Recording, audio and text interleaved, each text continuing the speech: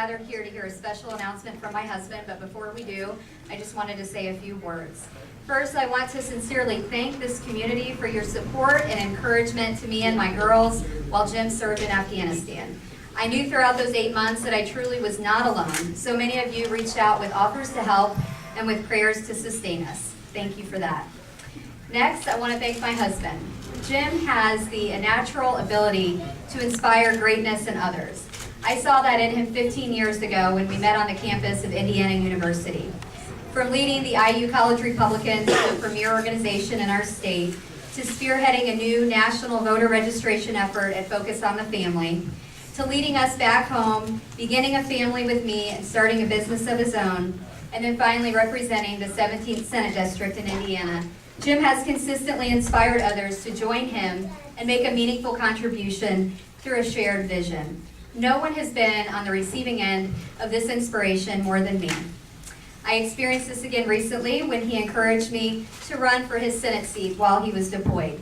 Were it not for the confidence that he placed in me, I would not have made the decision to run. Thank you, Jim, for being a leader and an inspiration to me both at home and away from home. I'm honored to be your wife, and our daughters are so lucky to call you Daddy. I had very big shoes to fill when I became the senator from the 17th Senate District. Jim's record standing for conservative and traditional values is nearly unrivaled at the State House.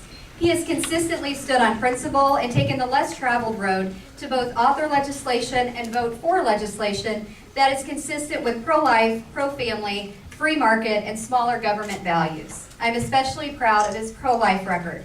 It's one thing to vote pro-life, but it's another to introduce pro-life legislation every year you're in office and be one of the members who carries the water for the pro-life movement in our state. My experience serving in the state Senate was one of the greatest honors of my life. I learned much and was encouraged even more by the caliber of my colleagues, and in particular with Senate Republican leadership. It was not an easy session by any account. There were several controversial issues that came our way. And it was in those times, most often in that Senate Republican caucus room, that my respect for Senator David Long grew and grew. I can tell you that he has a very challenging job leading 40 Republican senators and setting the direction and tone for Indiana state policy. He does it very well. David Long is a very good friend of the Banks family, and he is an admirable leader for our state. It's my pleasure to introduce Senator David Long.